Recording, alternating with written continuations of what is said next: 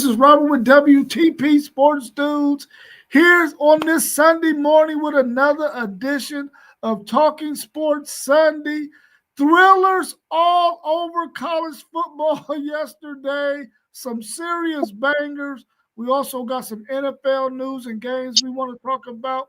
I'm here this morning with my man T1. He got What on it a do? jersey. He probably got on a Bengals hat. How you feeling this morning, my brother? Hey, I'm feeling great. I'm feeling great. Beautiful football yesterday. Looking for some more today. Man, let's go. I know you got them ready today, this morning, man. How you feeling, bro? I'm good, bro, man. I'm excited to be here, man, this morning. And after what we witnessed yesterday, man, as football fans, to be able to see all that great football, man. We was in heaven yesterday, bro. We was Yeah, in. we was. We We was. also got our man Mossberg of Level Up Sports 10. You see, he got probably 12 cups of coffee sitting in front of him because this guy works more than anybody I know. Yes, Any he shit does. you got out there, he gonna get it in. How you feeling this morning, Mossberg? Feeling pretty good, man. It's good to see everybody. I know everybody thought I was on a hiatus since my boys took that L the other night, but I just been, like you said, man, grinding and just trying to position things differently, man. It's a new season, and I just definitely want to make sure I'm tackling this new season right, and it become some obstacles that come in a way that you kind of push out of the way and getting prepared for that new season. City League TV, I appreciate your positivity every morning because I lock into that, and that definitely sets the tone for the day. You probably post messages, and even when I see posting, so I always kind of try to stay into things in a different light. And like I said, new season, new things going. And I was just great to get up and be able to get on this morning because I was supposed to be working, and I said, not today, man. I got to see the guys. It's all about y'all today and what we do here for sure. That's right. Hey, Mo B, and you know I needed to see your face. I needed to make sure. I needed confirmation that my guy was all right. Cause Oh yeah, oh yeah. you know, you was up there. You was up there in the clouds. You was up there in the clouds, man. And them boys. Hey, but just like this whole weekend was, man, they was in a banger, man, and it just continued for the week with these bangers, man. So, Rob, let's get it, baby. Yes, sir. Yeah, Yes, before sir. we get into yesterday's actions, are there any positives you can take from that game on Friday night, Mossberg, with your Florida State Seminoles? The one thing, man, last year to this year, we would have probably got 60 beans dropped on us. We kept fighting. We kept fighting, and I'm satisfied with the way we ended the game, even though we lost. Just to continue to fight, and the positives is that we can prepare for the next game. We was able to see what things we really need to work on. Sometimes when you take a loss to a team and the way they ran against us, we can go check on some things that we need to, prepare for in this coming rivalry we got with Miami this weekend at home. So, it was a good loss. I think it humbled us. As Zay was talking about, a lot of people talked about we needed to be humble, but I think it was in a good way. So it's not the last time y'all see Florida State. It'll be in the playoff and possibly even more. So my talk is not going to stop. It's still Nose Nation, swagger, bounce back 25, and it don't stop, as the big great would always say. Hey, and like you said, Moss, y'all got Miami, man. Yeah.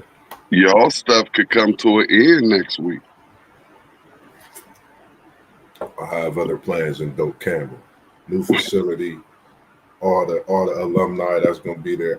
I picture Samari Rowe, you had the Rashad Green inductee, you had Jameis Winston. I mean, I think the whole collective SSU alumni is gonna be there for this one. I'm talking it's gonna be loaded, it's packed. I think we're gonna be ready, man. I think in a little bit we was looking just a hair maybe, towards that. But I think, like I said, it humbled us and it got us ready and let us know where we at. And I think we lost to a great Virginia team. shout out to Virginia and what they brought to the table, because that's a tough team, and history repeats itself. As we talk about, history can't repeat itself, and we seen it happen yesterday. So, I mean, Friday night. So, shout out to that Virginia team and Hurricane Week. Seminoles, let's go. Nose Nation, we back at it. Sunday preparation with the family, and Monday back to work.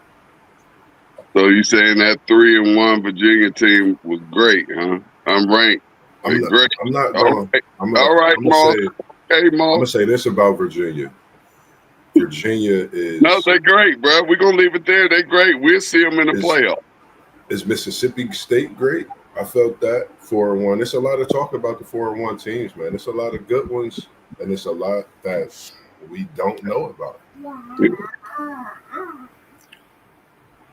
All right. Well, let's get into yesterday's action, man. We had a really good game yesterday. We thought Indiana was probably going to bust up Iowa because Iowa's defense wasn't playing that great, giving up 28 points to Rutgers. And Indiana hanging a 63 burger on Illinois last week. The score was number 11, Indiana 20, Iowa 15. What's your thoughts on that game, man? Is Iowa as good as that showed yesterday? Hey, this is your typical Big Ten game. This is your typical Big Ten football game. You know, it's smash mouth.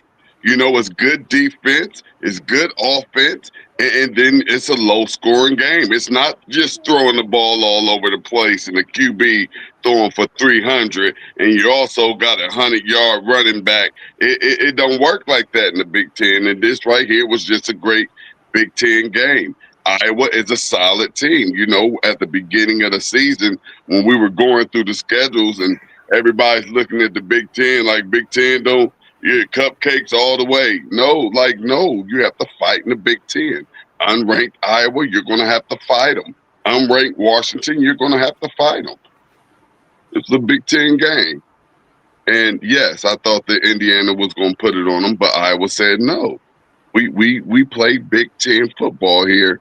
I know they're not happy with the loss, and I know they're not taking any type of moral victories. They probably feel like they could have won that game.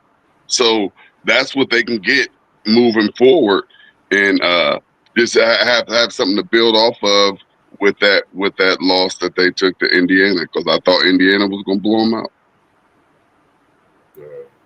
Same way with me.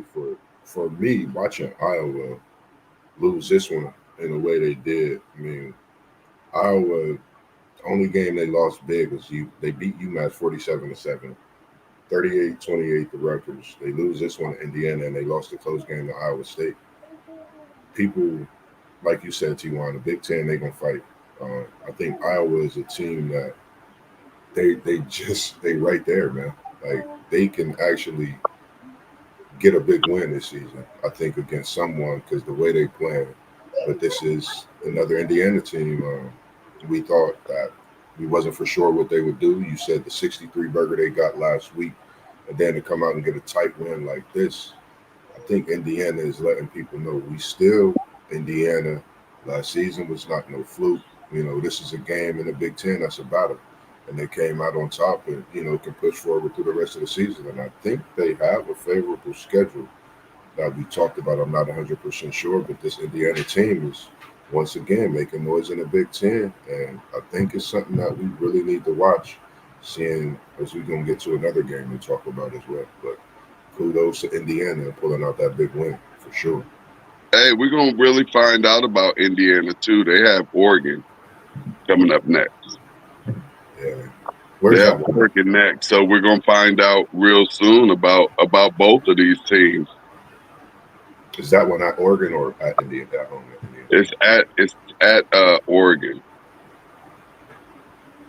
Yeah, big game. Yeah, it's at Oregon.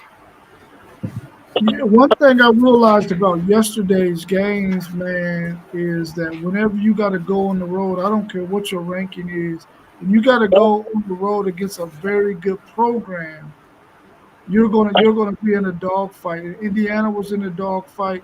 yesterday. Iowa had the lead in the fourth quarter, but that showed how resilient Indiana was to be able to get that final score to take the lead and win that game yesterday. So both kudos to both of those teams. Indiana overcoming that adversity, giving up the lead, and Iowa having a chance to seal the victory, but Indiana rolling back and getting the touchdown to go ahead and steal that game from Iowa. But both of these teams played really, really good defense. We didn't get the offense that we probably thought we was going to get out of Indiana, but we did get to see Indiana face adversity, needing a touchdown to win, and going out there and getting it. So kudos to both of those teams. And I think T1, you're exactly right. We will really know what Indiana is when they face that Oregon team. The next one we had on the slate didn't fare so well. Arkansas got thumped by number 22 Notre Dame, 56-13. And if y'all got a chance to watch this game, it really looked like Notre Dame was out there playing against some high school kids, man. I know you guys have seen games where teams are just so overmatched by the skill level on the other team. It was like they were out there playing with Arkansas, man. Like, it was embarrassing to look at. And I think Sam Pittman should be on notice right now as Arkansas's coach that it's probably time to move on from him. What's your thoughts on that 56-13 thumping of Arkansas by Notre Dame? That was definitely a layer, man. Post game, shout out to you, Irish. Like you said, when I seen Jeremiah Love get the screen pass, and he could have waited another 5 seconds, it seemed like, to even make a move, and he just waltzed in the end zone. Like, he chilled on the sideline as he was going. So, it's something to look at, and especially after Arkansas played a great game last weekend. I was surprised, but then again, is this the Notre Dame that we've come to see? Even though it's against the Arkansas team, it was on the road, and that defense of Notre Dame, this is what we've been waiting to see. That defense played lights out, fast, all over the place, but then seeing Jeremiah Love and seeing that quarterback, Notre Dame, I mean, respectfully, they were they at for a reason. They still a problem, in my opinion. If they could win out, they're a top 2-loss team. I mean, they was in a playoff, then get to the championship last year for no reason. Early season struggles could become a success for them as the season goes. I mean, the only thing I could think of as I was watching that game, and then the final score was SEC. SEC, like Rob just like he enjoys that SEC chant. He's embraced that SEC chant, and I'm just looking like this is a mid-level SEC team right here. Like, what's going on? What's going on right here? Wow! And I know post game proud of that QB, man. That QB was. Hey, he was looking like he was practicing. It was just looking like practice, and he looked great. I mean, they looked great. Like Rob said, they was playing against, Ivy League team or something. I don't know, but if that's what the SEC is putting out here as a product, man. Let's bring in our man SEC Sean to the show. We're discussing Notre Dame, Arkansas, that 56-13 beat down that Arkansas took. What's your thoughts on that game? And do you think Notre Dame's defense looked better than what they had the first couple of games this season? Well, for sure the defense looked better. But, I mean, I don't know what's going on with Arkansas. They're just not good. There's a couple of plays. I want to say Price had a touchdown, and it looked like he ran by all 11 Arkansas defenders, and nobody put a hand on him. I don't understand that at all. Love's a great running back. They're both great running backs, but I mean, I don't know. Arkansas just, I'm assuming the Sam Pittman era is fixing to come to a crashing halt. Arkansas is not, I don't know. They're hard to get a finger on. They look really good on offense sometimes. They look like they don't have any clue what they're doing on defense. They didn't look good at all yesterday, offense or defense. But I'll say a lot of that, I think, has to do with Notre Dame's defense has improved. Yeah, Hey, that coach only been there a couple years, right? Do what? That coach hasn't been there at Arkansas that long, has he? How long is it? Yeah, I mean, he's he's 6 been years. there for about 6 years. Yeah. Yeah, his overall record is 32 and 34. Oh, yeah, that's bad. That's Yeah, bad. It's probably time to go. yeah. I mean, Even though I like Arkansas a little bit. You're gonna have a It is lot of part of openings in the SEC by the end of the year, or at the end of the year. I'm pretty sure. Yeah, you all Three gonna have coaches. a lot of openings in the SEC at some point. So I think Arkansas, you know, we all know that once the season was over, they got beat up in the portal. They got a lot of their players either graduated or a couple of them went on to the NFL, but they got teams just picked them apart, man, in the portal. Their guys jumped in there because those guys want to go to a scooter where they know they can win. I was surprised I was able to keep Taylor Green. I thought for sure he was going to jump in the portal as well, but he stayed their quarterback, and he looked good going in those first two drives, man. It looked like they was going to be able to make some things happen, but Notre Dame was able to shut their water off, and they weren't able to do much else. Their defense, as Parlay Post said earlier, their defense is horrible, and they got an SEC slate where you're going to see some more of this 56-13 if that defense can't stop anybody, because they're a bottom dweller in the Big 12. They're not the middle of the pack, as my man T1 said. They're not the middle of the pack SEC team. They don't have the time. I know Arkansas has won some big games. They have won I some know big- that. I know that much. They have won some Like big I games. say, I follow Arkansas a little bit. Yeah, I got a little bit of Arkansas in me. Pause or whatever they say you're supposed to say, whatever. I still ain't grasped that terminology yet, man. Yeah, I ain't either. Like I don't even like. I'm just like, Man, we grown men. We know what the business is, man. you're right. For sure. I just What- don't want nobody to try to take my stuff and chop it up. Right. Let's look at this comment real quick, and then we'll go to the next game. Parlay Post said no pause. No pause. Yeah, no pause for sure.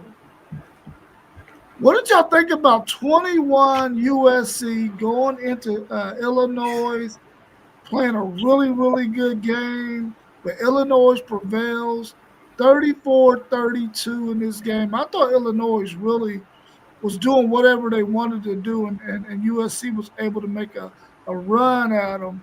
What y'all think about that game? And there was another classic game of you at home, but teams are going to come and play well, and it's going to be hard to beat at home. And Illinois was able to do that after getting beat down last week by Indiana. What's your thoughts on that game? Just a way to bounce back. Way to bounce back for Illinois, getting a big win. This was just another Big Ten banger.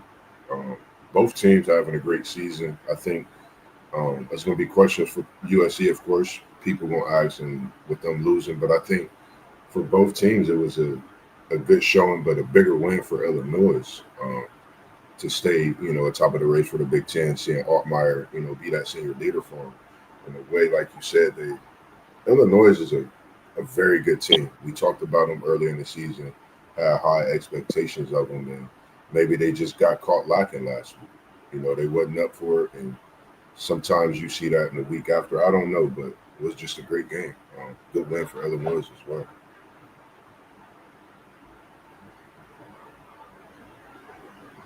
You can go ahead, SEC. I think it was needed for Illinois after getting just beat down with Indiana. My biggest takeaway from this is, does this hurt Notre Dame? That takes the only ranked team on their schedule out now.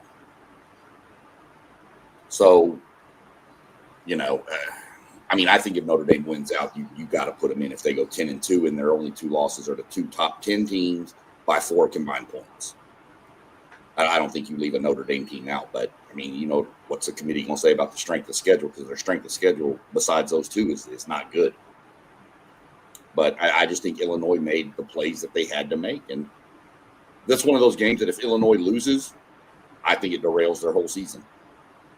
You got all this hype, you're top, and then all of a sudden you get blown out, then you lose another game at home, and I think it could have been a game that could have, turned their tide. But I think now they feel like they're back on track. Yeah, and that's a great point. You wanted to go before I went, Rob? Yeah. I'm gonna let you go last since it's a Big Ten school. Right. Last. The thing that concerns me, man, with this USC team is Riley Leonard. Whatever their coach's name is, Lincoln Riley has been there for 4 years now, and their defense has not gotten to where it needs to get.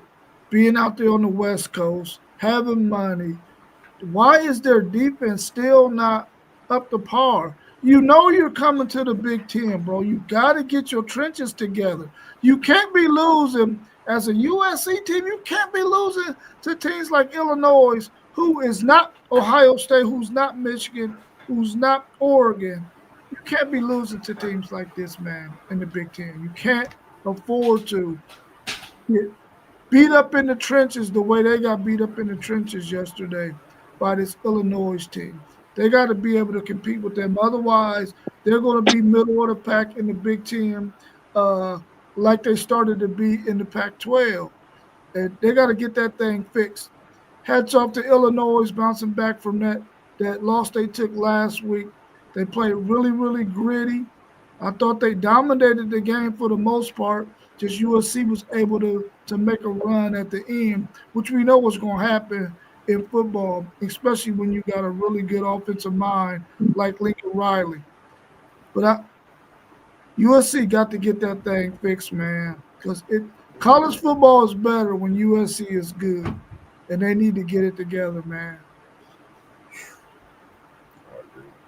Hey, they just haven't arrived in the Big Ten yet. Oregon has, USC hasn't. USC could get away with that in the Pac-12 and be successful and have some great seasons. But coming in here to the Big Ten, that's not going to cut it. Like y'all say, they have to get a little bit more meaner in them trenches, so they just haven't arrived just yet. But I don't think that they should knock USC out of the top 25. I'm actually basically just swapping USC and Illinois, even if I have to put USC at 25 instead of 23. I see that more of a swap, and hopefully we can start getting some respect in the Big Ten with the type of football that's being played here in the Midwest. But now on the East and West Coast, man, we really taking this thing over. But this was a not your typical Big Ten game. It was more of a Pac-10 style game, with the high scoring. But I don't think you take USC out the top 25 at 4-1. I think they're still there, and you have Illinois. They're still there. They move up a little bit. Good bounce back game for Illinois, just to let everybody know, hey, we're still competing to try to get that playoff spot that we feel like we should have had last year. You know what I mean? So Illinois, they still banging, and I think they still are trying to say we're fighting for a chance to get into the playoff as well. Yeah, I agree with you. I would just flip them too. I would move USC to 23 and put Illinois at 21 in that AP poll. I would do the same thing.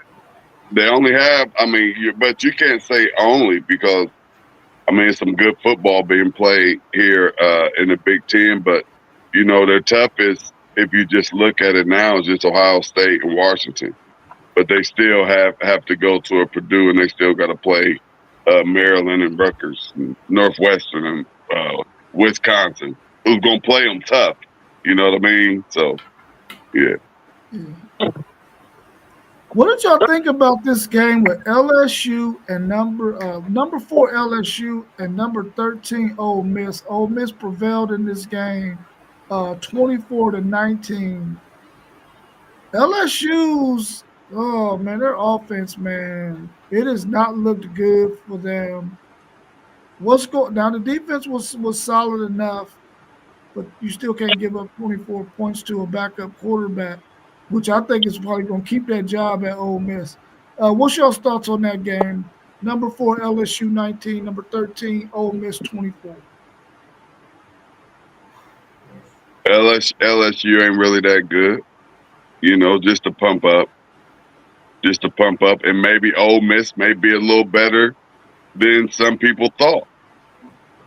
So we go again with one of them little switch arounds. They're one of them little switcheroos where, you know, go ahead and just swap them out. Go ahead and drop LSU about down there to that.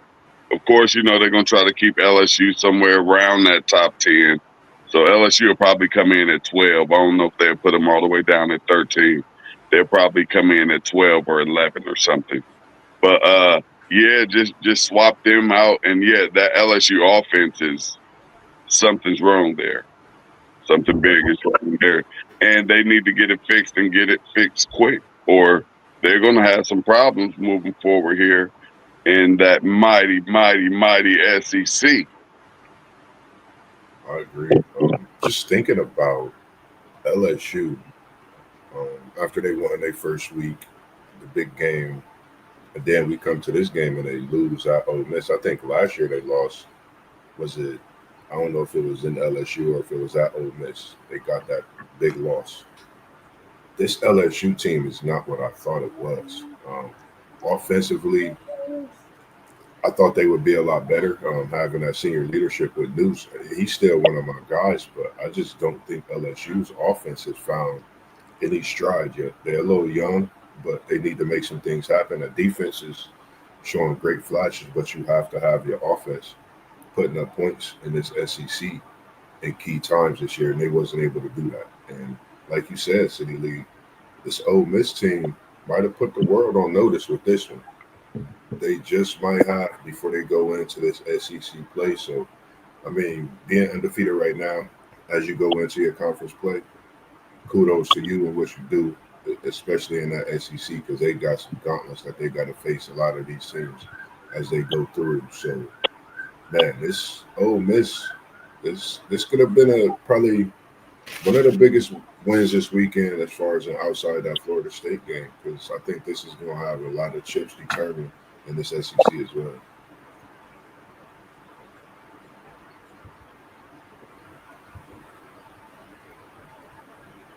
Did you already go, Sean? SEC, Sean?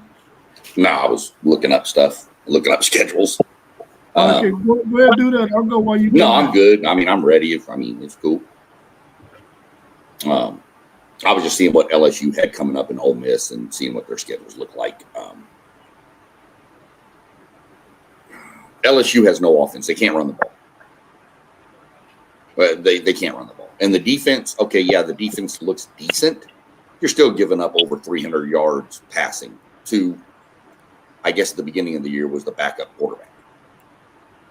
Now the kid's proven he can play, you know. So, but that LSU offense, I mean, Nussmeier, you're guaranteed one pick a game from him. He's thrown. I'd almost say he probably averages one pick a game. So you're going to get one from him. He's not the most agile to run around and make plays.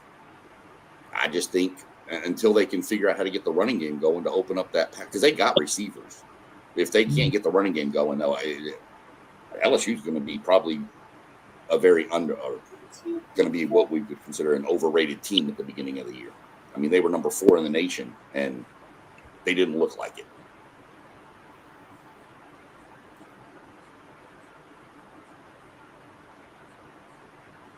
They didn't. Not even close. Yeah, we talked about that yesterday about LSU, man, and the fact that their offense has not been able to do much, and the fact that we felt like Nussmeier was nursing an injury, which we found out that he has something going on in his abdomen, to where he hasn't really been able to spin the ball like we expected him to do. But that shouldn't have any effect on your running game. They are not able to run the football at all uh, in a manner in which we expect LSU to be able to run the football. Their defense, I thought, played really well until they just ran out of gas because the offense couldn't do anything. And you can't put your defense out there countless times and think that they're gonna be able to compete like they did in the first few quarters. LSU got to get that thing fixed. And as our man KT said, it might be time for Brian Kelly to go. You can't have a letdown in a game like this against Ole Miss, a game that talent-wise, you would think that they would have been able to win, but they didn't pull out that victory. I don't know how far they're going to fall, but do you think they fall out of the top 10? No, I don't. I think they fall maybe 10, maybe 9. There's a lot of teams in the top 10. I mean, there was a lot of teams that lost. Yeah. How far do you drop Penn State? How far do you drop, Florida State was up there. How far do you drop, LSU? I mean, there was just a lot of ones. So I don't think they fall out of the top 10. I think they slot in at 10. Yeah. That's a good And question. that's what helped them. So many top 10 teams lost. Like a lot. Georgia. I think when you look at the top 10 teams that lost, yeah. Georgia. I think you question yourself, is Georgia better than LSU? Is Penn State better than LSU? That's going to be the question. And I think respectively, LSU has to drop lower than Penn State and Georgia, respectively, at least. But Noose being hurt, that's going to affect that ranking as well. I think, if that come out before them rankings come out, they're going to drop LSU even lower. Going into another week with no Noose, and you about to start a gauntlet at SEC, that's going to be tough. Brian Kelly, as KT said, there's a couple of coaches I got on my sheet that I'm looking at this SEC. This SEC is getting hot with these coaches on this hot seat.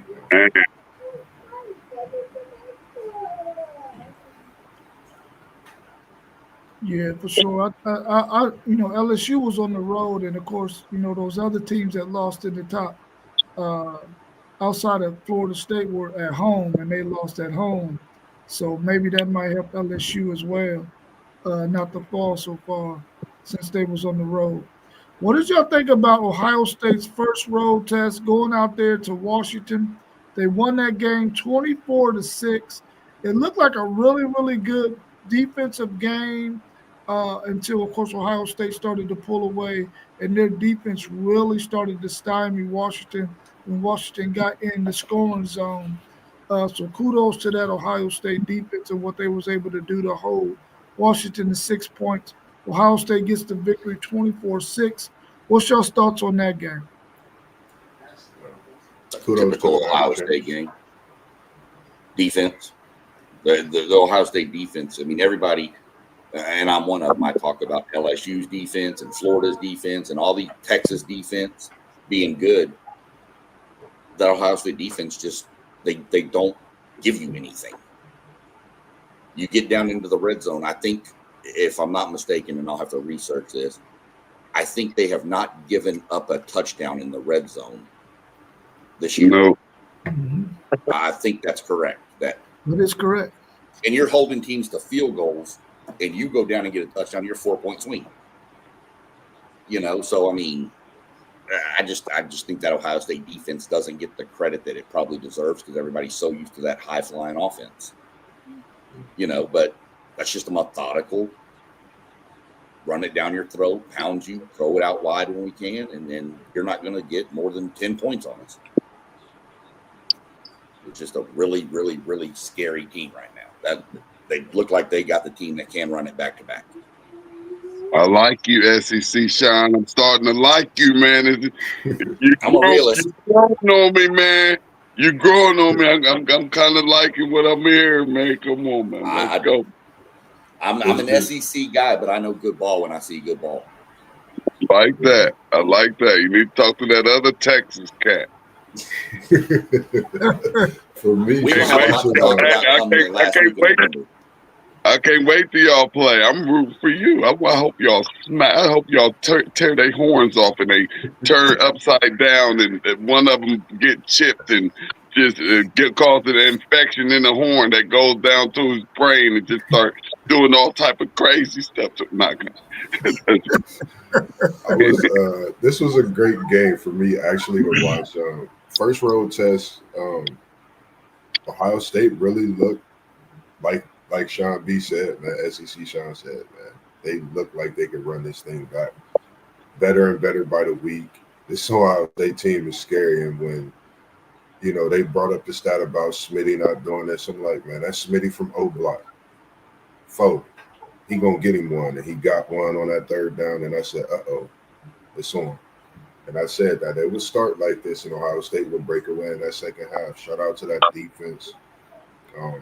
But let me speak on that freshman QB, Drew saying. I don't think a lot of people really pays attention to what he does with that football. I watched him yesterday.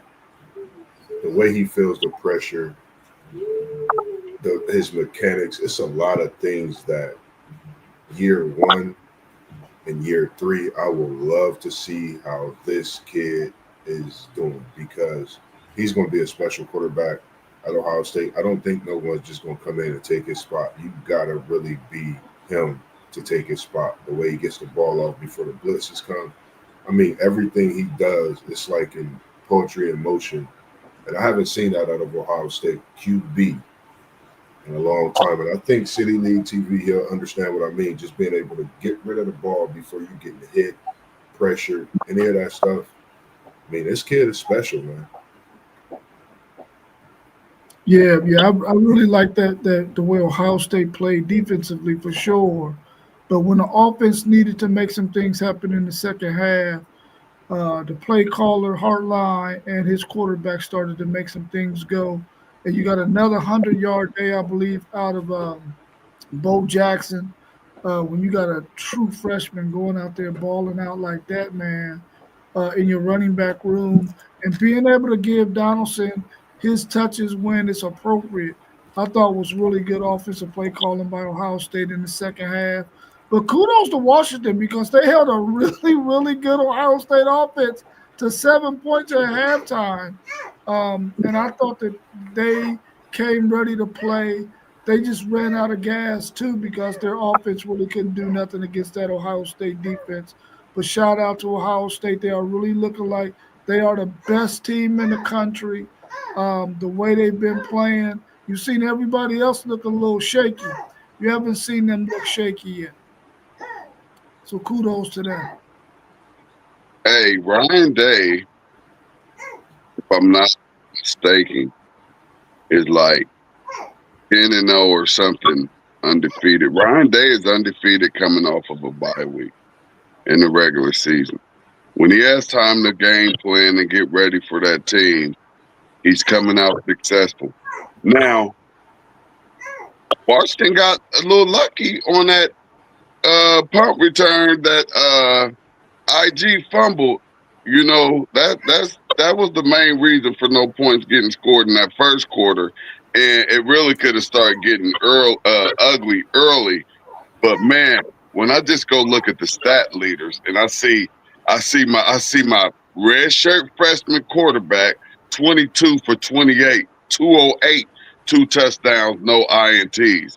Then I go to the running back leader. I see my true freshman Bo Jackson 17 for 80. You know what I mean? That's 4 yards a pop. And then I go down to the wide receiver position and I see my true sophomore Jeremiah Smith with 8 for 81 and a tutty. I'm just looking at how young my Ohio State Buckeyes are. Like, I'm not sure that America really understands the movement that's going on right now here in Columbus. Because then I go over to that defensive side of the ball. I say, okay, I got a senior at the corner spot. I got a senior at the linebacking spot. And as far as that front line, ain't no seniors there. This is a young Buckeye team, America. You guys are about to witness something beautiful. Y'all gonna witness something beautiful. And guess what? We just getting started. We just getting started. And guess what? We learned the system. We know the system. We just playing cupcake offense and defense. We just running cupcake offensive and defensive plays because we can't show y'all everything that we got. Like, we've learned that. So we're doing just enough to get by and just keep getting better each week. Just keep getting better each week. Keep that that attitude that you have defensively once they get inside that 20-yard line. Like, keep that attitude because that's just carried over from last year, and now it's a standard. Once we get down here, it got to be. We can't let them get in here, and they still holding that standard up high. Ladies and gentlemen, I'm not sure that y'all understand or know how young this Ohio State football team is. And with this NIL, it may also not be a rush to get to the NFL. Might as well make this little bit of good, smooth money before I get up out of here and go into adulthood. Can't leave none on the table. I'm loving it, baby.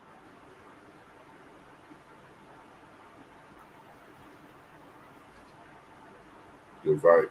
Yeah. KT said, T1, enough is enough. It ain't never enough when you're talking about them Buckeyes. Y'all know, hey, look, y'all know I just cut it short. Got the grandbaby in there. Good morning, grandbaby. Your family, you don't even know it. What did y'all think about Auburn traveling to College Station to play number 9 Texas A&M 10-16 game? We thought that that offense at Texas A&M would be able to do some things against this Auburn defense, but it was a really, really good contest, man. Two really, really gritty teams. What did y'all think about that contest? And is Auburn better than what we think, even though they lost 2 in a row? You can go last, SEC, Sean. I think Auburn kind of is reminding me of it's going to be weird to say this because of where Notre Dame was at last year. This is a new season. Auburn has made some moves. We know what they possess, and they've been playing a heck of a schedule already. So I'm going to say this Auburn team is pretty good with these 2 losses. And the reason I say that, this game could have went either way. I thought Texas A&M had this in the bag until that crazy, bizarre play happened at the end with the interception, which was just kudos to Auburn continuing to fight. But this Texas A&M team, if they can keep the consistency on that offense, I was texting Sean about this. I told him if they can stay consistent, they could be a dangerous team in that SEC. The defense can play, and it's just consistency. I think that's where we at with quite a few teams, but just being ready to play each week. And this goes to show a great coaching game, not to give up on that side of coaching when that play happened at the end of the game and just push and just come out with a tough win. That's what you get nowadays, especially at this point in the season in the SEC. Tough wins, got to grind them out, and some games going to be like that. Win is a win, especially in this time. I would like to see, and I would like to know if Texas A&M is for real, because they actually have a chance. And if they are for real, I think that they have a schedule to where when they get down there to Texas, they could possibly, maybe still be undefeated, maybe have no more than just 1 loss on their schedule. which will definitely and automatically put them into that college football playoff. So I would just like to know how real they are, and Auburn really doesn't move the barometer for me. So I don't know how much I could look into that game and say, okay, Texas A&M ready. But I think Texas A&M is ready, definitely more ready than Auburn. So I just like to know if they're for real. And when SEC Sean get there, maybe he may, enlighten me on some more things that I don't know about A&M. But good win for A&M, because right now every win is important. Every conference win is important. So, and regardless of if you win by 1 point or 37, every last one of these babies is important, and I don't care who you playing. So, good win for A&M. Yeah, whenever you get in conference play, man, you're going to get the other team's best shot. Auburn got talent on their team, so of course they're going to come to play. They're going to come to play hard. And I think that they gave Texas A&M the kind of contest that Texas A&M needed to have on Saturday.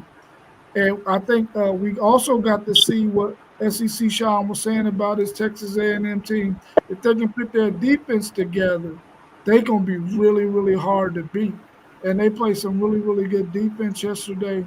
They held Auburn to 10 points, a really good rushing team. And I think that Texas A&M showed us by winning that game, going on the road, I believe, to beat Notre Dame, and then pulling out a victory yesterday against a good Auburn team who was hungry, who lost last week, who was ready to try to right the ship.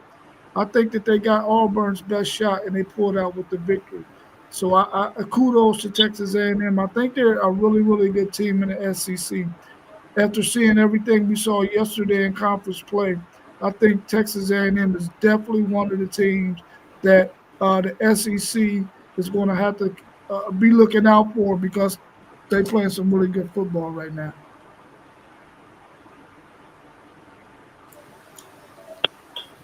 I knew this game was going to be crazy. These two teams play games like this every year. Auburn can be 0-5 or A&M can be 0-5 and the other team 5-0. It's going to be a tough. These two teams, just the styles. They both play good defense. I mean, Auburn was rotating 12 guys on the D-line yesterday. There's not many schools that can rotate 12 deep and not lose production. Our running game got going. I was happy to see that. We were balanced. Ran for 207, threw for 207. The one interception, that's not on Marcel Reed. That was the dumbest play call in the history of Texas A&M athletics. 3rd and 1, you've got a running back going for 6.6 yards a carry, and you won't throw a bubble screen. High, and it tipped, and he caught it.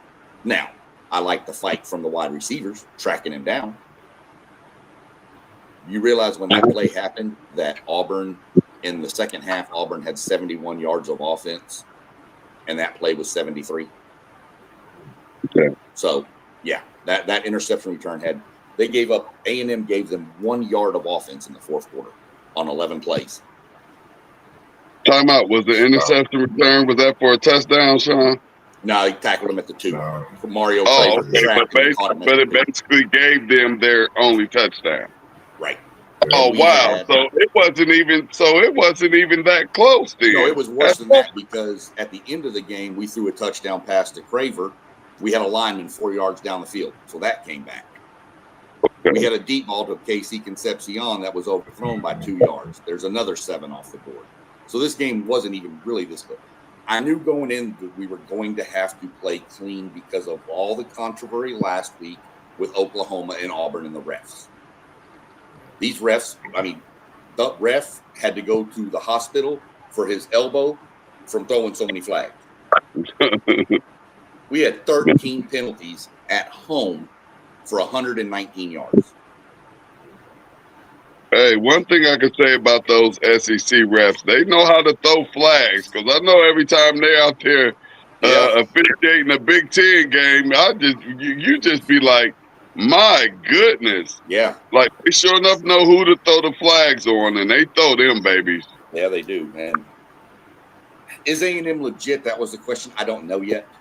I like what I see. I like the mentality of the team better than I have in previous years. Going on the road, winning at Notre Dame. I was telling this yesterday on an Aggie chat I have going with some guys on Twitter, X, whatever. We can win games in multiple ways. We've won shootouts, and we've won defense, line it up, strap on your work boots, and then win a defensive struggle. That's huge moving forward for Mike Elko while he's trying to build the culture and build the program. We all know that A&M has the money and to go get who they want, what they want. Yeah, y'all got that big. Y'all got that money. But why hasn't it translated? See, that's where, and I think Elko's changing that culture. We're going to see. I mean, I like our schedule for the next few weeks. You know, we're home with Mississippi State, which is a tricky game. They look a lot better than I thought they would. Mm-hmm. We got Florida. Now we get Florida after they play Texas, so we'll know more about what's going on with Florida by then. Then we go to Arkansas. That should be 3 wins right there. We should be 7-0 going into LSU. Yeah.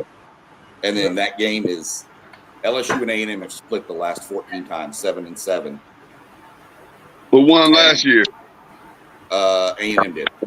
That was the game where we put Marcel Reed Oh, in. that ain't good. But they split home and home. So whoever's at home has won for the past, you know.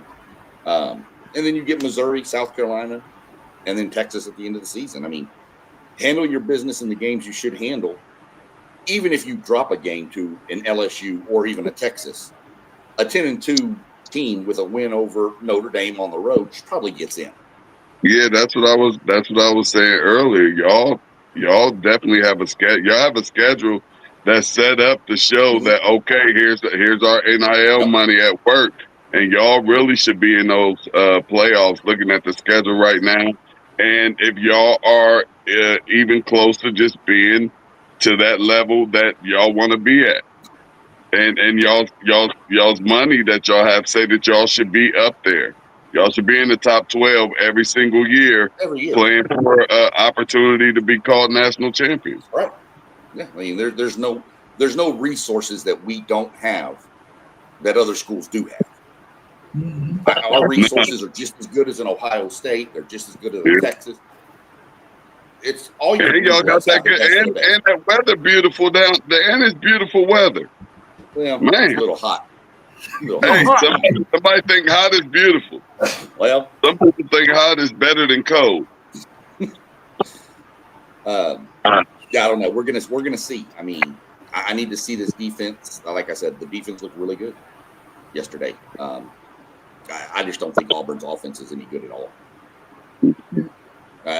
All Jackson Arnold can do is chunk it up to Cam Coleman and Hope, and A&M just rotated the safety over the top and doubled him the whole game. Yeah. Took him away. And then just released that pass rush. We weren't even blitzing. We were rushing with 3 and 4 guys and getting them down. Something's not right with Auburn. And I'll go back to I don't ever trust a Hugh Freeze coach team. Just don't like Hugh Freeze. Don't I think he chokes way too much. He like James Franklin. I'm gonna say this real quick about A&M. I'll be done with this one, but if A&M doesn't make the college football playoffs, you probably should be devastated. Come the end of the season, if they don't make the playoffs, I mean that would be like a real live big letdown. Looking at the schedule and moving forward to me. Yep, it would be.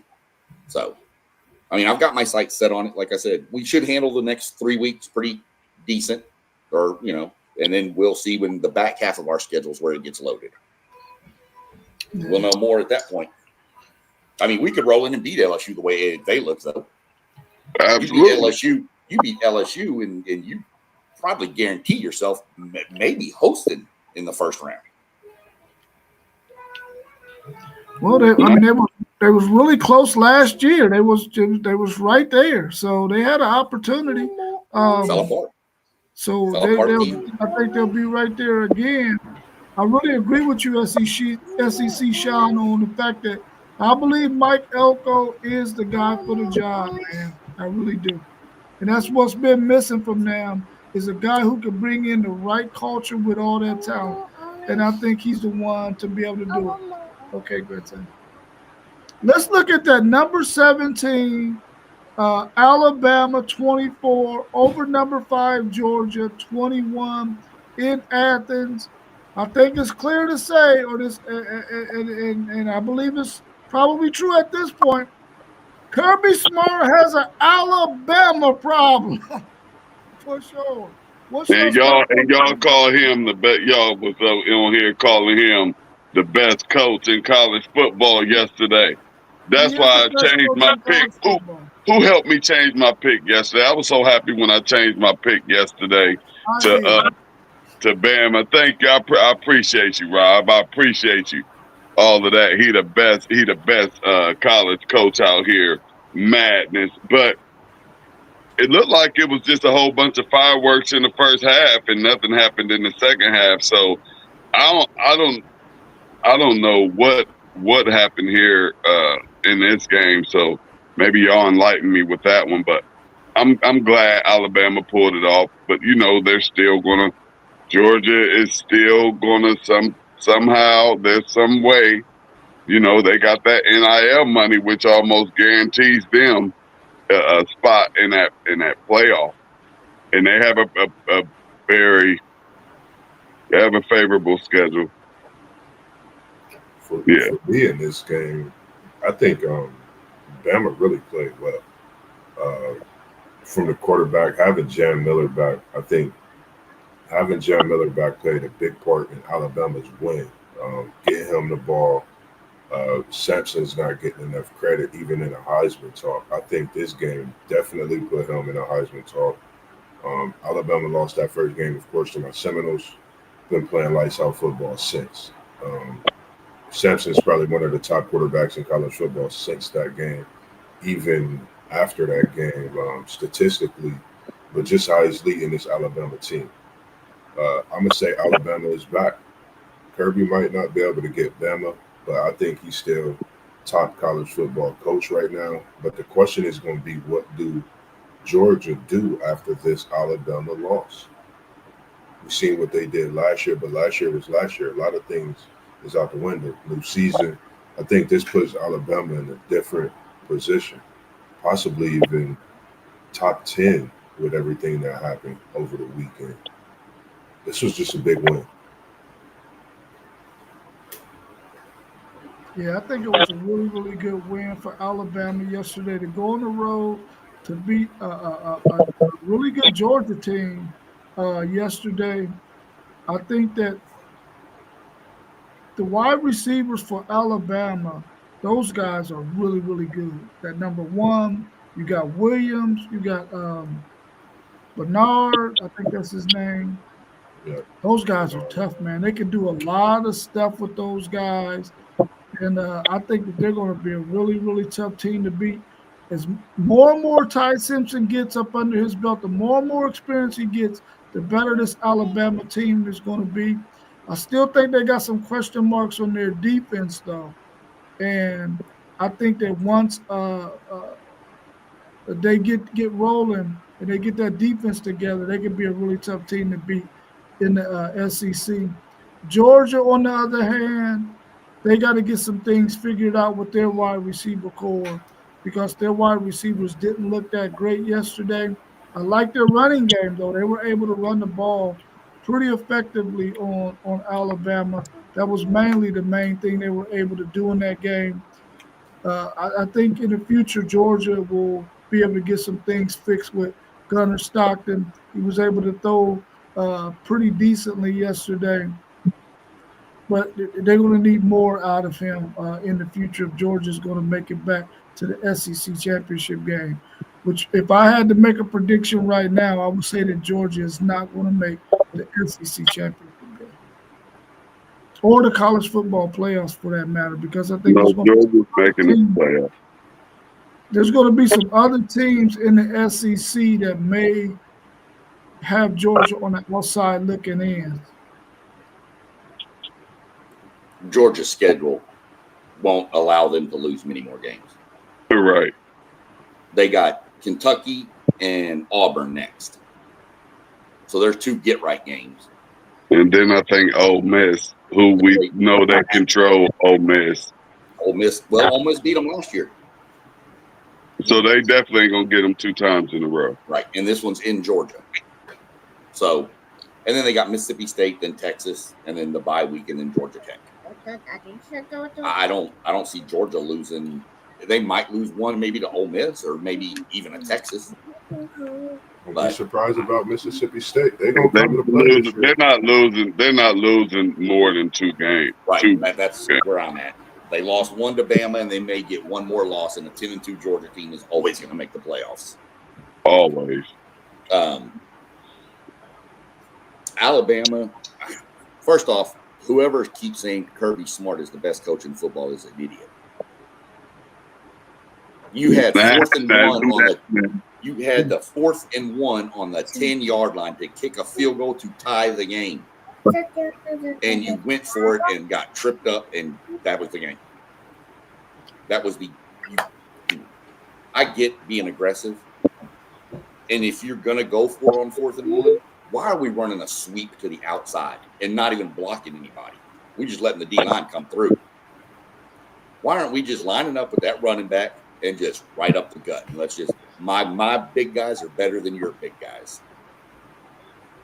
I just didn't understand that at all. It is what it is. Bama has Georgia's number because they start fast, and Georgia is not built to play from behind like that. I mean, they did it against Tennessee, but I don't think Tennessee's defense is near as good as everybody likes to think. They are not good at all. I don't know. I think Georgia's offense just does not look. Something's not right. I mean, yeah, they ran the ball fine, but they only threw for 130 yards. Mm-hmm. It's at home, nation's longest home winning streak. A night game. We all know night games, like any college, are crazy, can be insane. And you didn't show up. You let Bama jump out 14-0. Yeah, it was better than last year, but it's still 14-0. Coming back from 14 points on Alabama is not going to be easy, no matter who you are. And they got their stuff fixed, which, I mean, that looks better for Florida State, too, because Florida State beat them. And now Bama looks like they're rolling back into Bama again now.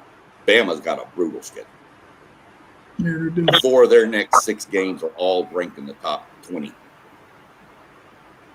And they didn't score in the second half, so nope, something's wrong with that. I mean, that's something that Georgia can lean on going in, and I know Georgia's kicking itself upside the head for losing that game. Mm-hmm. I know that they're highly disappointed, and I probably think that that's going to take them on into the rest of the season to where they probably shouldn't lose another game because they know well enough they shouldn't have lost that game. Yep, that's what I have. I mean, but we'll see. I mean, like I said, anybody can trip up anybody, you know that, from week to week. But I don't know that Bama's not going to drop another game or 2 with that schedule. Bama can easily drop 2 more games. Right. So I would put my money on Bama not making the playoffs before Georgia. I'll tell you that much. And I can tell you if that happens, them Alabama people are going to lose their mind with that coach. Man, hey, the way things are going, both of them could end up getting left out. As Rob said earlier, how, some of these teams that are undefeated now, they keep on going the way they're going. They're going to be above the Alabama and Georgia. Right. Yep. Yeah. That'd be a strange playoff without seeing Bama or Georgia in it. Hey, things are changing. Bless you, little baby. Yeah, things are changing, man. The playing field leveling out a little bit. So yeah. What did y'all think about that number 6 Oregon 30, that number 3 Penn State 24 in overtime, Oregon gets that win. What did y'all think about this game? We know Franklin has not been able to win big games. His record shows that. What mistakes did they make that they weren't able to pull out this victory against Oregon? I, I don't know. On this one, this was a weird game. It was like 3-3 late in the third quarter. And then, like, everybody woke up. I don't know what's going on. Like you said, James Franklin just cannot win a big game. That stadium is not one of the easiest ones to play in when them kids are all going crazy with that wide out and all that. And they just don't show up. I mean, they came back. That game should have been over. I mean, Oregon kind of played around and let them back in the game when they were up 17-3. And then of course Oregon wins in the end. I don't know what's up with Penn State. They didn't play anybody. They were ranked number 3, but they had played absolutely nobody. So, I mean, that's what I don't get. This is like their first real challenge, and they just, messed up the bed. Dropped it at home. So it's a Big Ten team we talking about, but Penn State was a team we all figured out and wanted to know about. Oregon just showed, like weeks ago when we talked about having Penn State ahead of them, why they are ahead of Penn State. DK squared is what I'm gonna call them. Corey and Moore, Dante Moore, they're a problem for college football. One of the elite freshmen in college football. I'm gonna go ahead and say that. Now, get that out the way. We got to watch this Oregon team. They won the Big Ten last year. They're slowly but surely looking like they could try to put some force in trying to repeat that.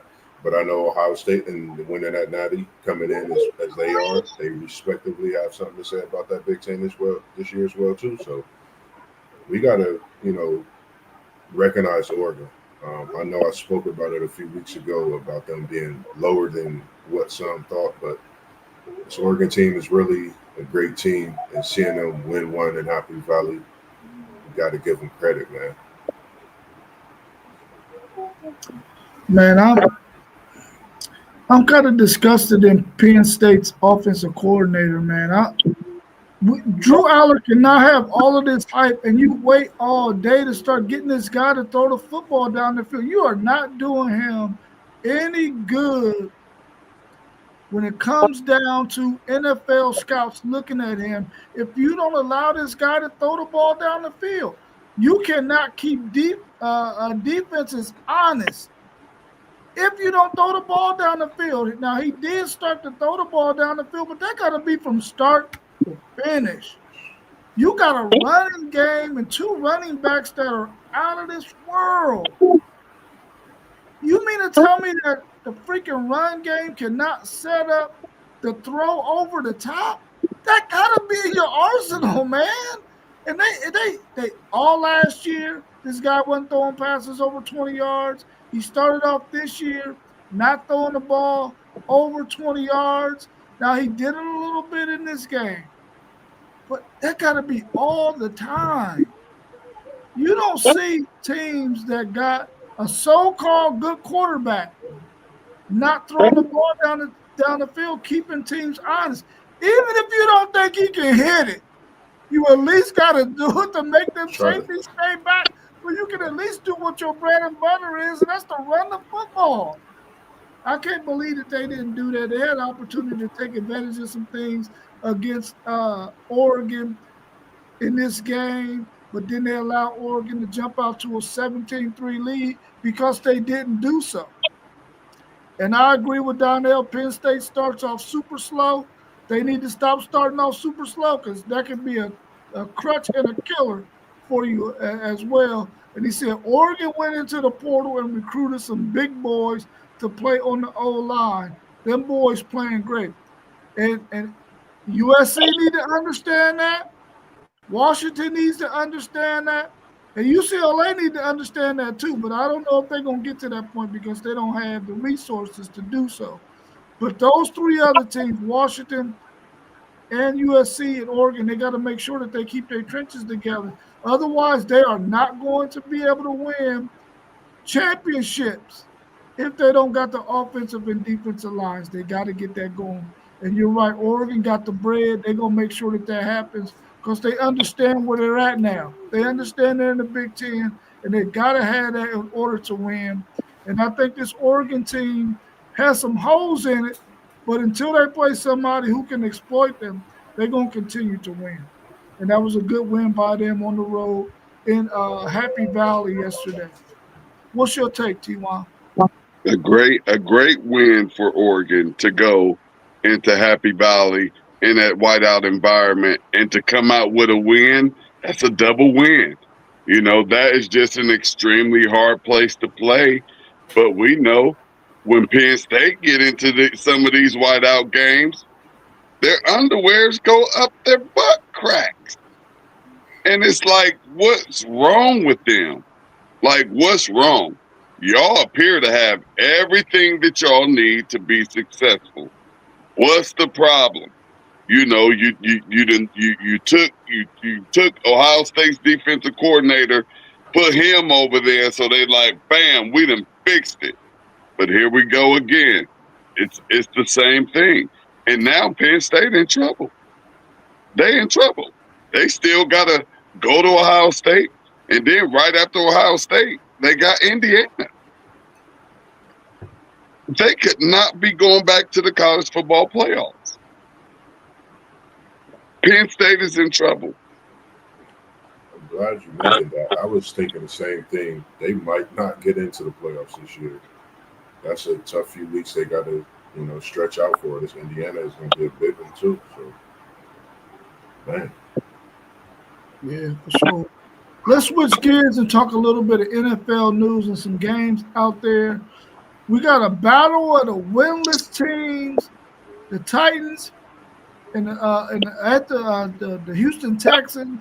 The Texans are favored by 7 in this game. The over and under is 39.5. What's your thoughts on this game? Which one of these teams will get the win? And if you don't say the Titans, it's okay. I ain't gonna be mad at you for about 30 seconds. Man, timeout. I'm mad I didn't have my TV on. Ain't nobody said nothing. I knew that the game was on. I got to put my TV on up. So what is it, halftime? No, second quarter, 14-3 Pittsburgh. I'm watching it now. Yeah, it was in the chat. You just probably didn't see it. Man, it's early. No, I knew that it was on and everything. I've been up since like 7 this morning. I don't get up that early on the weekend. So that's why I'm here and I'm up and ready to roll. Y'all know me. So.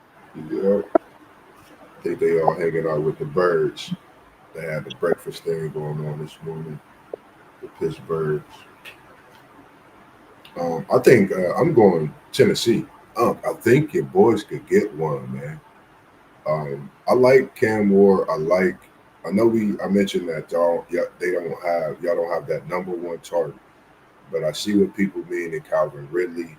He's trying to form himself into being that number one target. And I think when we talk about number one targets, it's having that that superstar, that mega all-world wide receiver that you see a lot of teams have. But Ridley is getting the job done with what they have.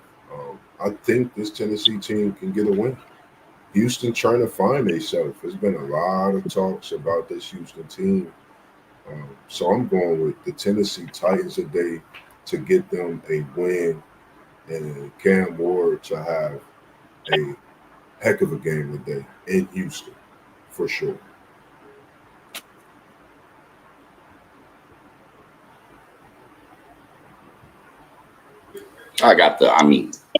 Just because it's in Houston, I'll go with Houston. I'm not real sure on this one. I mean, Houston should win this game, but they're like just can't score. They settling for field goals. It's not going to win you football games. So we'll see what happens. I mean, I don't see any reason Houston shouldn't win this game. With also being at home is a real reason I'm going with Houston in this. But I'd probably take the under if I was betting on this game because I don't know that they can get 20 points apiece. Yeah, Rob, I wish I could help you here, man. I really do. I wish that I could just be by your side to support you with this one. Like, y'all gonna get this one, but my QB over there, and he needs a win bad because they're almost about ready to get CJ up out of there. You know how they don't play with them quarterbacks if you get to starting to look like you can't get us no wins. And CJ is struggling right now. He's struggling, and they need this win bad. So I'm gonna have to go with the Titans here. You going with the Titans or the Texans? My fault. The Texans. My fault. Yeah, this is a game, man, where I feel like Tennessee, who doesn't have the greatest of offense, they got some pieces though, and like you said, Mossberg, Calvin really got to step in and be that number one, man. He dropped too many passes though. He's got to step up and be that number one. It's going to be Tennessee's offense against the Texans defense. Can they do enough? Because the Texans offense has not been playing good at all. And even though the Titans defense isn't very good, they might be going up against an offense that's really not very good either. And that might help them a lot in this game. I'm going to pick the Texans to win simply like my man SEC Sean said, they're at home. So I think they can get the win because they're at home. But don't think for 1 second that Cam Ward and those Titans are not going to come in there offensively and try to do some things. They ain't got nothing to lose. They're already, 0-3. But they've been able to score at least 20 points in every game so far this year. And they played a really good Broncos team. They played a really good Rams team. And last week, who they played last week? Whoever they played last week put it on them too. The Colts. And so I think they ended up scoring 20 points on the Colts too. I think that this Titans team can score enough points to win this game. Will they? I don't know. But I think the Texans will win, but they ain't winning by that 7, that's for sure. It's going to be closer than that. Might come down to a last-second field goal by either one of those kickers to win this game. What's your thoughts on the battle of these undefeated teams? You got the 3-0 Eagles are favored by 3.5 traveling to Tampa Bay to play on the Buccaneers. The over and under is 43.5. Who gets this win and stays undefeated? I've been thinking about it all week. I'm going Tampa Bay. The reason I'm gonna go Tampa Bay, Baker Mayfield has been him. And when I say that, a lot of people don't. A couple years ago, they counted him off. He's done nothing but taking this Tampa Bay organization to the playoffs and more.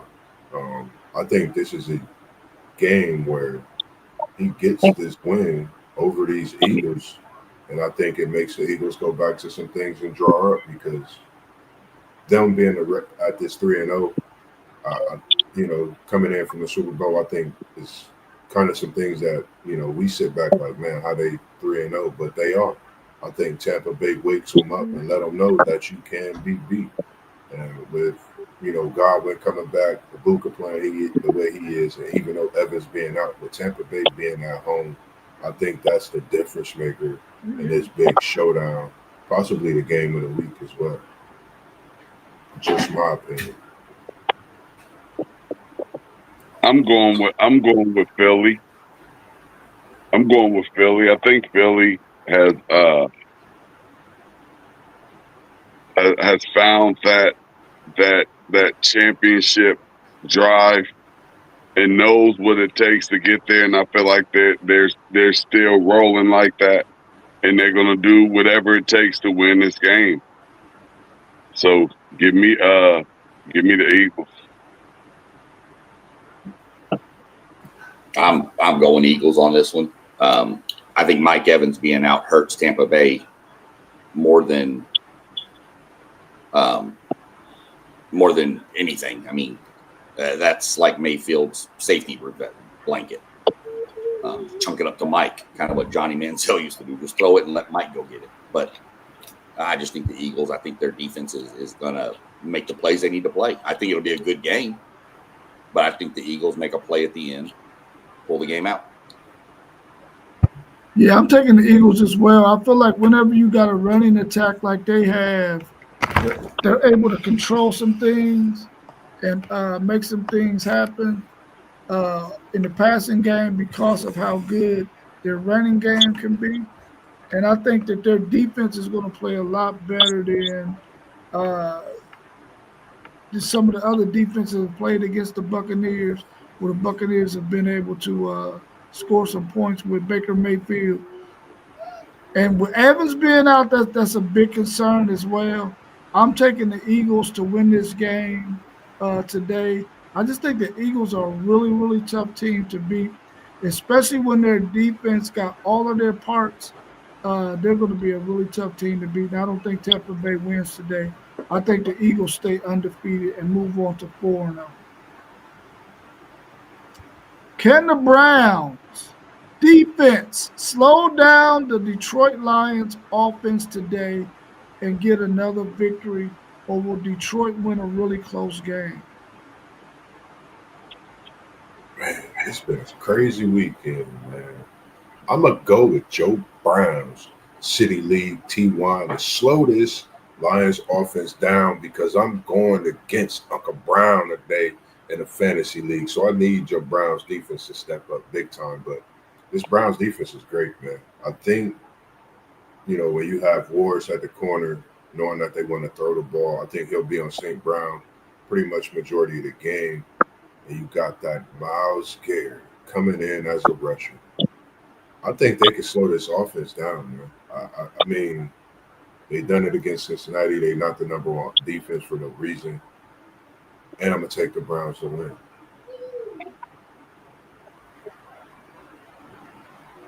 I'm going to take it.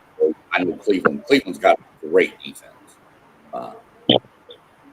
I just think Detroit's got too much firepower for them. I think the Cleveland defense is going to keep them in most games.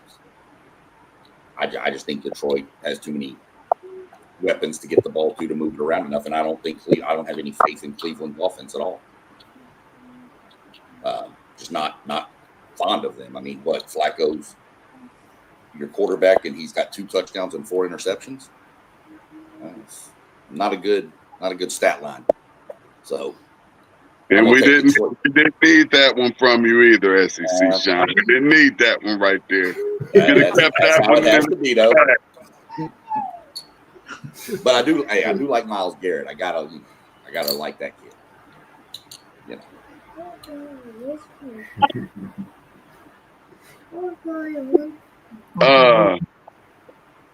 No, I'll go. Did you already go, Rob?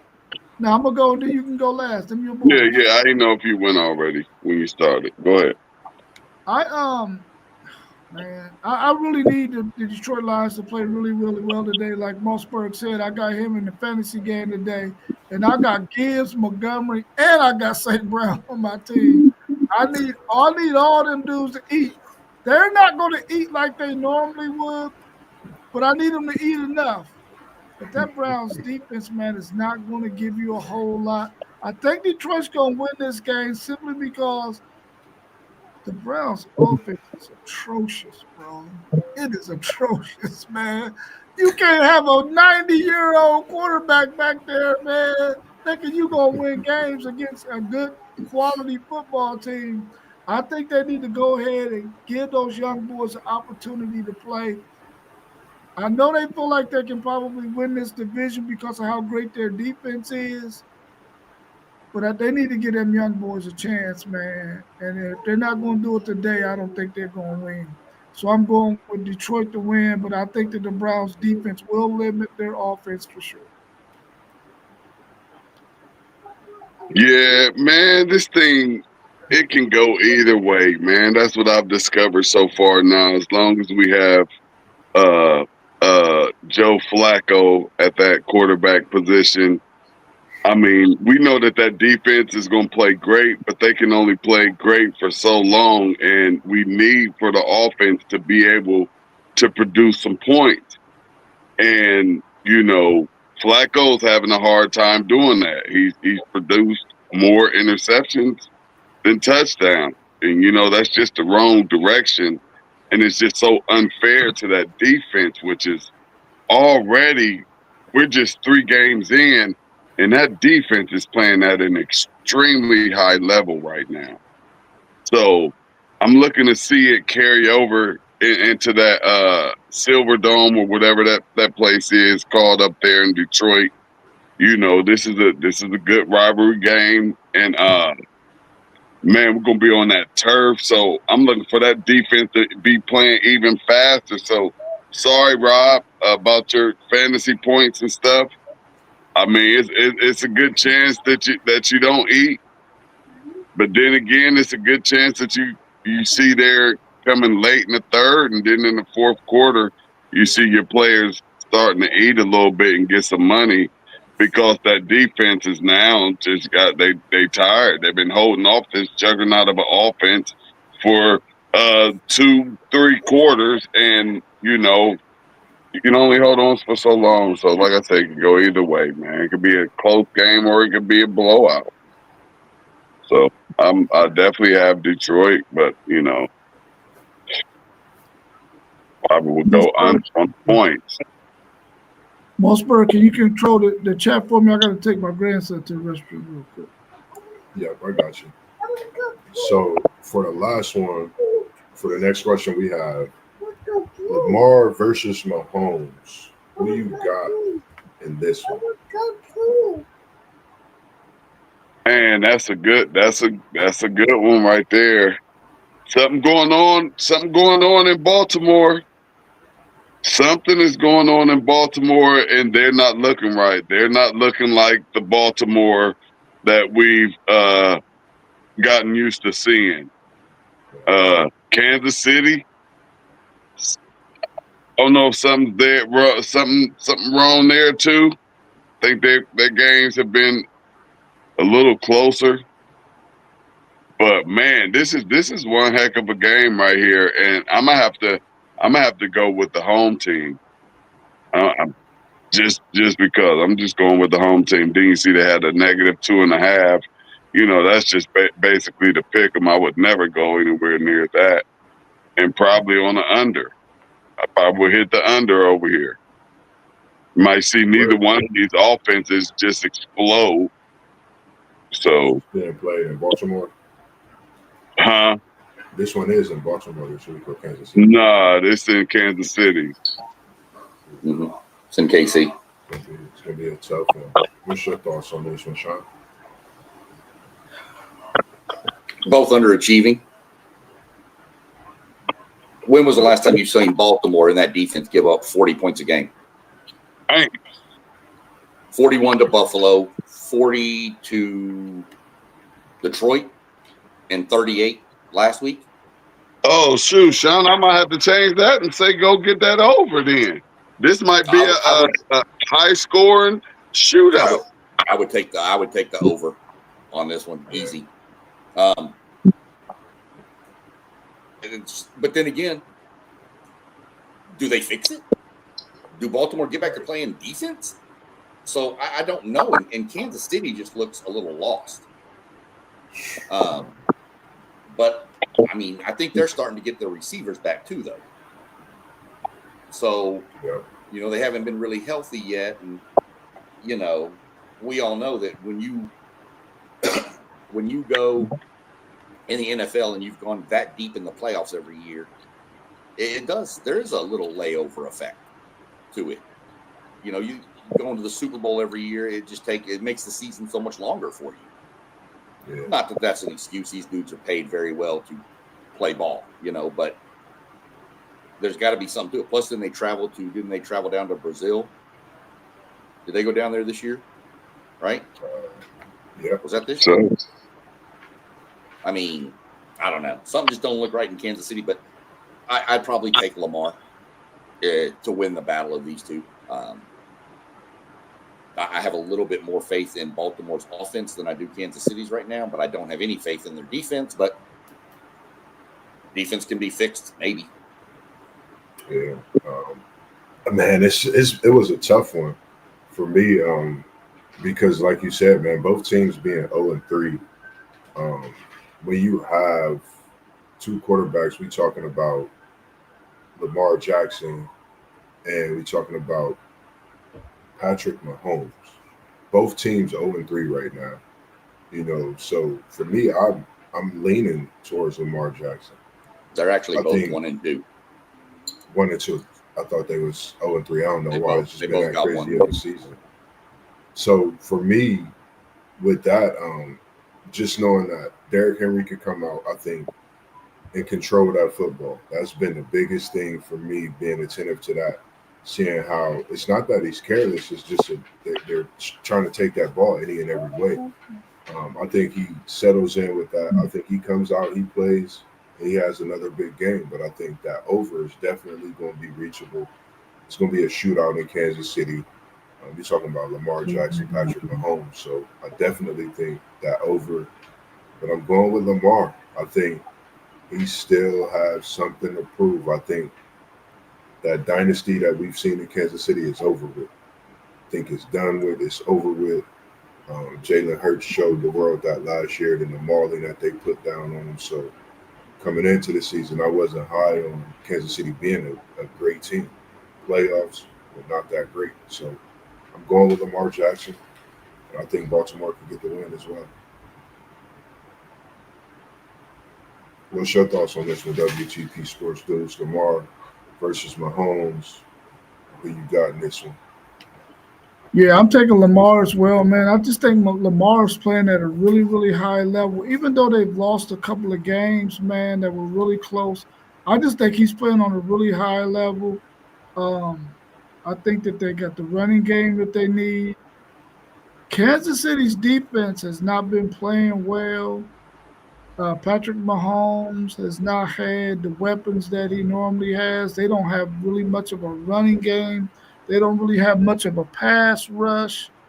And I think that Lamar is he's just playing on a higher level, man, than Mahomes right now, even though Mahomes is still one of the greatest quarterbacks of all times. I think he's gonna be really solid probably in this game. But I think Baltimore is just, I think, a better team right now than Kansas City. And I think Lamar Jackson is playing better football right now than Patrick Mahomes. So I'm going with Lamar.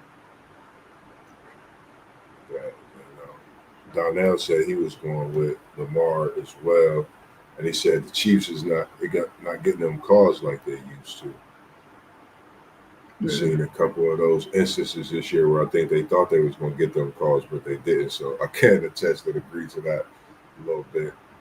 Then the last question that we had on the slate was, is it time for Russell Wilson to retire after the Giants decide to start the rookie Jackson Dart?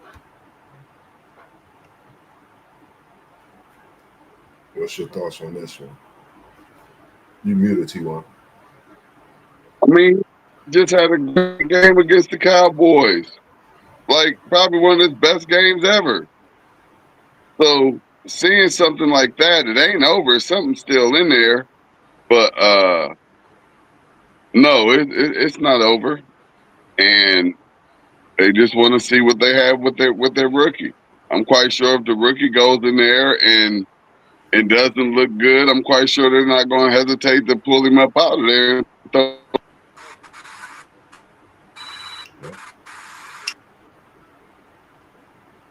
But yeah.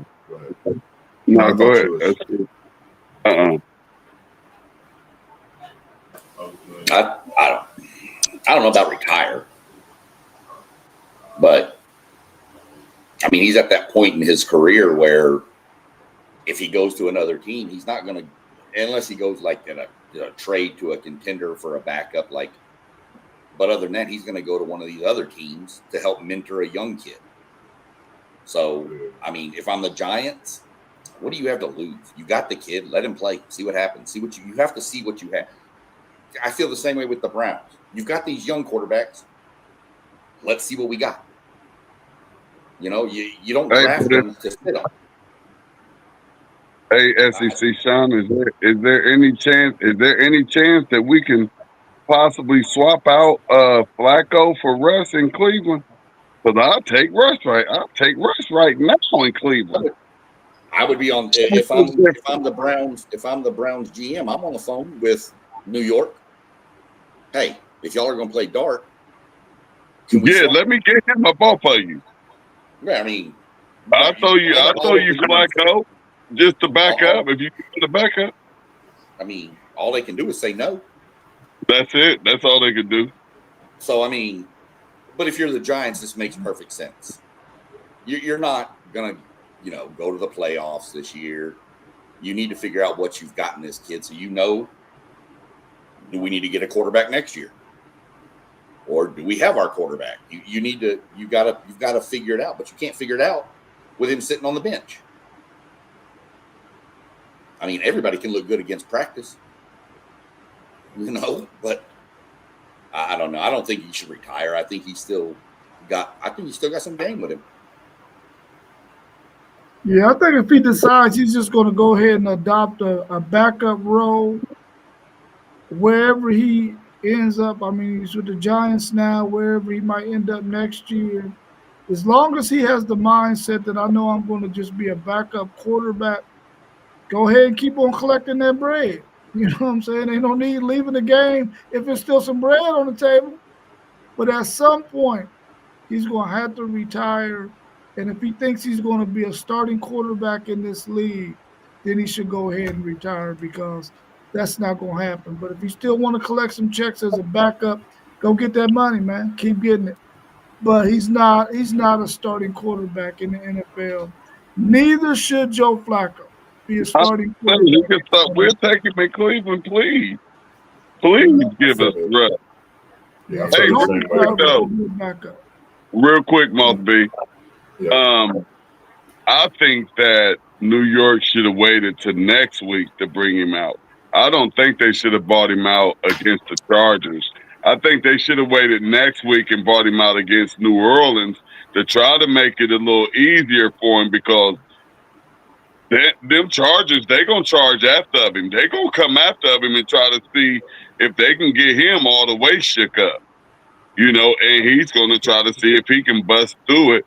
And they say, I think we have us one. So, but I would have waited until that New Orleans game to bring him out.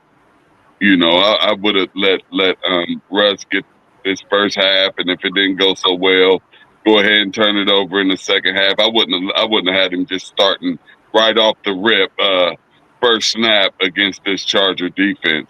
I would have let Russell do it, let him sit and watch the game and see how it's flowing and how it's going, and say, okay, buddy, here you go. Here go the keys, baby. Yeah, I agree. I think he definitely should be someone should have started next week, like you said, against New Orleans, as well as you said, WTP. And when it comes to him not being a starter, this is something they should have already had to figuring things out. But for me, if they talking about Russell Wilson retire, you still got Aaron Rodgers over there leading the Pittsburgh Steelers up right now, 14-3. They got to be out of their mind. Like, they got to let him just be that veteran on the sideline and, coach and teach someone something that can help in their development and getting better. So, I'm all for him not being a starter, but should have waited at least till next week. But, hey, they're giving Jackson Dart a shot. I would like to see him play myself, see what he can bring to the table for this young Giants offense. You never know. But shouldn't have been this week. Harbaugh going to come at him crazy, for sure. Anybody, I see, you want to answer that comments you got? Yeah. You do the one with Toby, right? Yeah. Yeah. What y'all think about this? Now, we looking at this on the screen. We're going to uncover our man, SEC Sean. But Toby, that's interesting. He got number 1 Ohio State. I don't think we're going to argue that. Number 2, Oregon. He got Oregon at number 2. Miami at 3. Then he got Oklahoma at 4. Indiana at 5. Ole Miss at 6. Texas A&M So that at is- 7, Texas at 8, Penn State at 9, Georgia at 10, Florida State at 11, Alabama at 12.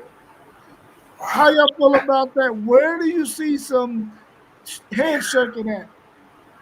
Ooh, that Oklahoma with no Mateer is, I mean, that's a head shaker because they don't have Mateer for me. Then you got Indiana all the way at 5. I'm gonna let y'all have fun with this one. Appreciate your comment, Toby. It's tough to look at, like, because I really haven't analyzed mine yet. But that Oklahoma with no Mateer, Indiana at 5. You put them above Texas A&M and Texas. I don't know. All of those other teams. Can't argue the top 3, really. Yeah, okay. I mean, top 3 I can deal with.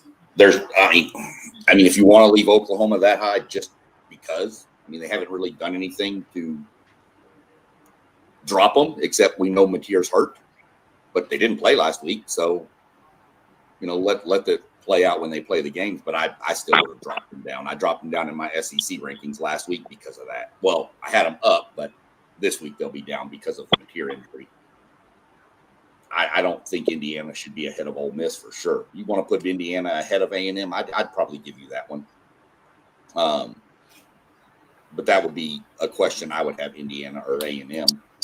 Ole Miss should be ahead of Indiana, probably ahead of Ole Miss should be probably 4. Texas, everybody. I think Texas should probably be ahead of Indiana too, but you can make an argument that those 3 are probably right. Penn State 10, I don't know. They've only played one team with a pulse, and they got beat at home. Georgia 11, maybe. I mean, there's not even an LSU. LSU should have been. I would have probably kept LSU in the top, at least 10 to 12 in that range. LSU should be on that list somewhere.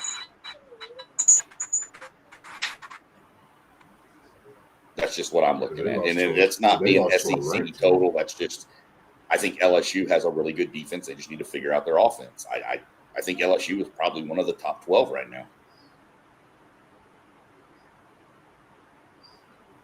Who would you take out of there? Yeah. That's the tough part, and that's why these lists are so hard, because they. Are you going to drop an Alabama who just went on the road and beat Georgia out of the top 12? Probably not. You're not going to drop Georgia completely out. I mean, you could. I mean, I guess you could make an argument for Florida State, but then they beat Bama. So that's why these rankings at this time of the year are so insane, because a bunch of these teams haven't played anybody. Like, I would probably take Penn State would probably be one that would come out for me, just because of their lack of schedule strength. To be honest, I would probably have Penn State off that list and move everybody up 1 and put LSU at 12. That's probably what I would do. But it's a good list. It's It's a good list. crazy. It's a good list. Yeah, it's crazy that it's looking like this Yeah. at this point in What's the your college thoughts, football T1? season. Oh, my bad, Mossberg. What's your Nah, thoughts, you good. T1? Hey, just like SEC Sean said, these lists. I mean, everybody had. It would have been nice to have him come on and explain his list, because everybody has their reasoning for positioning teams where they have them positioned in everybody's own, top 12, and it's their opinions with it. So, and it's just hard to argue pretty much anybody's at this point. But I wouldn't have dropped LSU out. That's the only thing I'd say. I definitely wouldn't drop LSU out of there. I don't know who's gonna have to come out, but I know LSU not supposed to have been a winner. Yeah, Welcome that into the was show, Coach. I just don't think you can drop a team from 4 out Yeah, losing on the road to another top 15 ranked team. Right. I don't think you come out of the top 12 for that. I don't, just my take on it. But I mean, like I said, it's a good list. You can argue any of it. I mean, we could sit here and debate this for 2 hours. I mean, and All right. never come to a conclusion. Yeah, how you feeling post game? We see you right there. How you Dude, Paul. feeling? Hey man, I feel outstanding. Heck of a day for football yesterday. Man, those games were awesome. And I'm looking forward to some awesome games in the NFL today. How y'all doing? We're good. Great. We're good. Pretty good, man. Pretty good. Yeah, I mean, I see the argument for LSU coming from 4 all the way, staying in the top 12. But I mean, if they got them at 13, I would be cool with that too, because defensively they're good, but offensively they haven't done much of anything offensively. What were they averaging? They're averaging less than 20 points a game scored, right? Offensively, so I don't know if they're as good as some of these teams that are there. I would probably, like SEC Sean said, I would probably put Ole Miss at 4, but you can't argue the fact that Oklahoma and Indiana are in there. Even with material out, they're undefeated teams, so you got to get in their props and get in their respect, along with Texas A&M as well. I would think they will probably be up higher than Oklahoma and Indiana as well. So I would probably have Ole Miss 4 and Texas A&M 5, because I think they're better than Oklahoma and Indiana. But the rest of it doesn't look too bad to me. I could go with that for sure.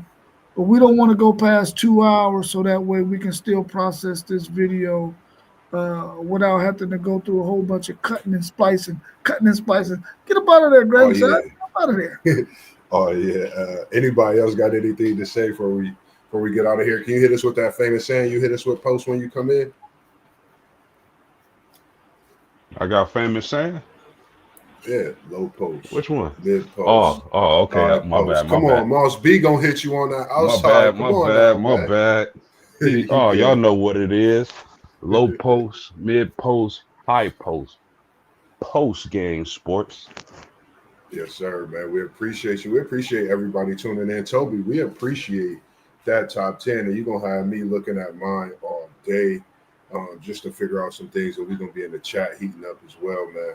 We appreciate you all, like we said, tuning in. City League, we appreciate what you've been doing out there on a football Friday nights, on the Thursdays, Fridays as well. We see you, nephew. We hear you. Grandpa coming. But we about to get out of here, ladies and gentlemen. Make sure you stay locked in and tuned in to all the channels you see at the bottom.